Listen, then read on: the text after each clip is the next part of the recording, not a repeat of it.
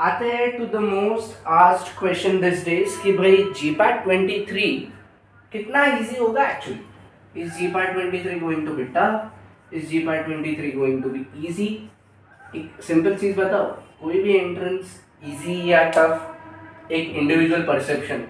कोई पेपर किसी और के लिए इजी होगा, वो सेम पेपर शायद किसी और के लिए टफ होगा।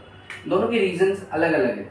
हो सकता है किसी ने ज़्यादा पढ़ा था, हो सकता है जिसने कम पढ़ा था वही पेपर में आया। हो सकता है जो क्वेश्चंस आए थे वो शायद आपने बेसिक्स के टाइम पढ़े थे, बाद में शायद वापस पढ़ा ही नहीं था।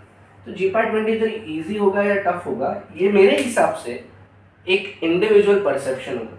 बट हाँ, मैं आपको ये ज़रूर बता सकता हूँ कि ओवरऑल ये पेपर काफ़ी ईजी होगा। बहुत ज़्यादा ओवर प्रेडिक्ट कर रहा हूँ राइट?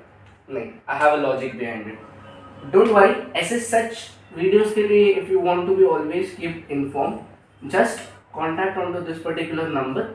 आप ये नंबर पे कांटेक्ट कर सकते हो। ये आपको एक फ्री व्हाट्सएप ग्रुप में ऐड कर देंगे जिसपे डेली कब कौन सा एंट्रेंस हो रहा है, किसके मार्कशीट या रिजल्ट्स कब आने वाले हैं, कहाँ पे कौन से कॉलेज में कौन सा राउंड चल रहा है, सब इन्फॉर्मेशन शेयर होती है। It's all free. Coming back over here, अब इजी और टफ का डेफिनेशन क्या है? पहले तो इजी और टफ मेजरली वो लोग सोचेंगे जिनको सिर्फ क्वालिफिकेशन टारगेट। जो लोग रैंक का सोच रहे, जो लोग ऑल इंडिया रैंक 1 अराउंड सोच रहे, उनका गोल तो काफ़ी इजी है कि भाई अगर उनके लिए पेपर टफ भी रहा ना तो भी टू अ ग्रेट एक्सटेंट वो अगर टारगेट कर रहे कि भाई मेरे को रैंक 1 चाहिए तो वो टारगेट कर रहे अराउंड 400 मार्क्स। अगर उनको 400 का स्कोर नहीं भी आता है और अगर उनके पेपर टफ भी जाता है तो भी वो 250 300 तो टच कर ही लेंगे। तो अगर मैं टॉपर्स की बात करूँ या मैं अगर उनकी बात करूँ जो काफ़ी तरह अच्छी तरीके से अभी प्रिपेयर्ड है, उनके लिए पेपर मोर और less are going to be easy होगी क्योंकि वो हमेशा रेडी रहते हैं। तो ये तो चलो दूर की बात है। अब स्पेसिफिक बात करते हैं कि भाई अगर हम अभी स्टार्ट कर रहे हैं, हमने 1 महीने पहले स्टार्ट किया और हमारा टारगेट काफ़ी क्लियर है, क्वालिफिकेशन। क्वालिफिकेशन के लिए पेपर मैं तभी ईजी कॉल करूँ या तभी ही ईजी होगा जब जो 50 क्वेश्चन पेपर में आ रहे हैं आउट ऑफ 125 क्वेश्चन वो ऐसे हो जो मेरे तुम्हारे जैसे जिसमें बहुत कम पढ़ा हो शायद वो भी सॉल्व कर सके और वो इजीली थ्रू हो सके। अब ये 50 question first and foremost 100% accuracy पे सॉल्व होना।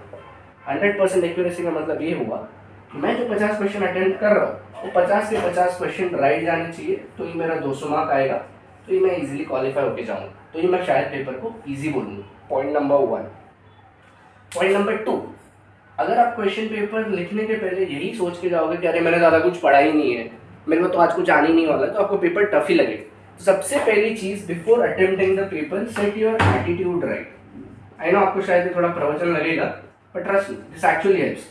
अगर तुम ये माइंडसेट से जाते हो कि मैंने जो पढ़ा है वही पेपर में आएगा, this is what I have been doing since years, it has worked out for me, you can also try it.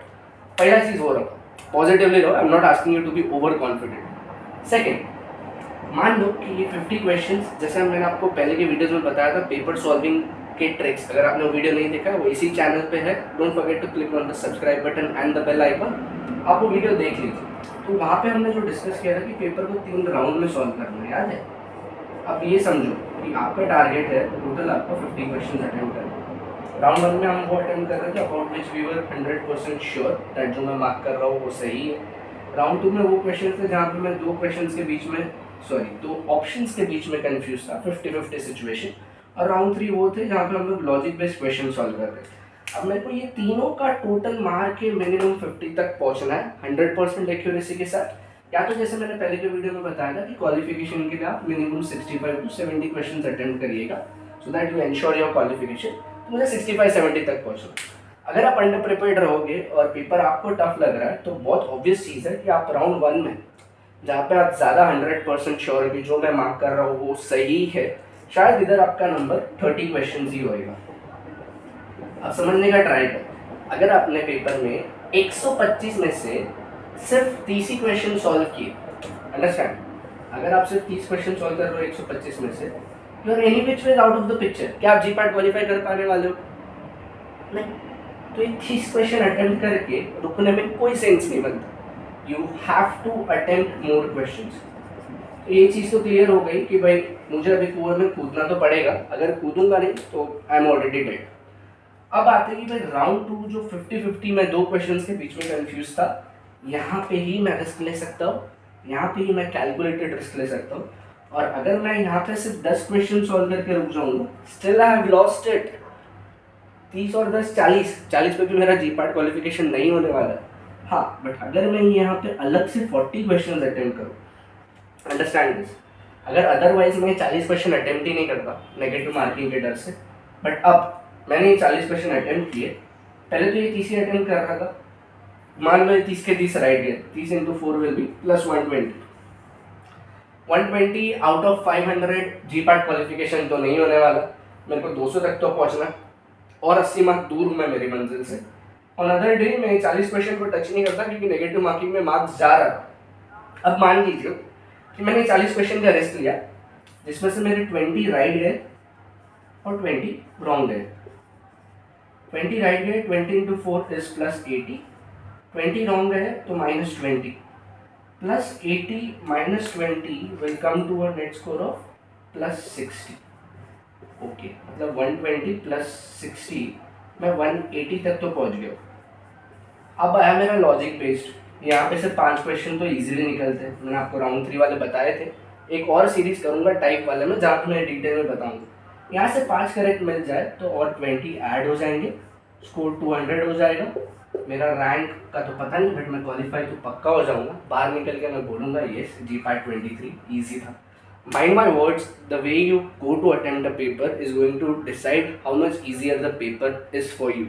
गलती से भी पेपर में उस चीज़ों पे पहले मत अटकना जो आपके लिए कॉन्फिडेंस में परफेक्ट नहीं है। जैसे न्यूमेरिकल्स, आपको क्वेश्चन पढ़ के लगता होगा कि मुझे ये आता है, चलो आपको फॉर्मूला भी पता है, चलो आपको वहाँ पे लॉग बुक नहीं देते, आपको वहाँ पे कैलकुलेटर नहीं देते, आपको उसकी ज़रूरत भी नहीं, अग्री। बट आप जैसे वो न्यूमेरिकल का क्वेश्चन पढ़ रहे हो ना, next thing what you should do while solving the paper is, आपको फॉर्मूला लगा के सॉल्व करने के पहले उसके चारों ऑप्शन देखने चाहिए।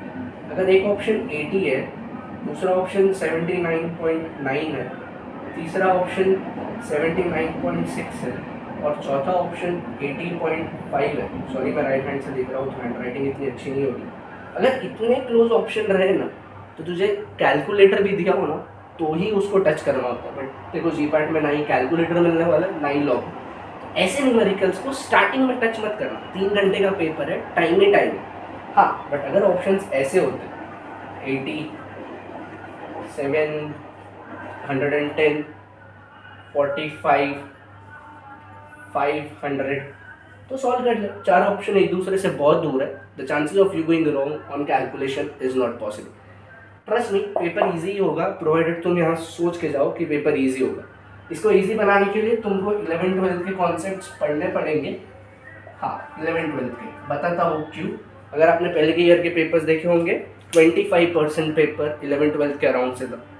Stay tuned for the next upcoming video, which is all around this.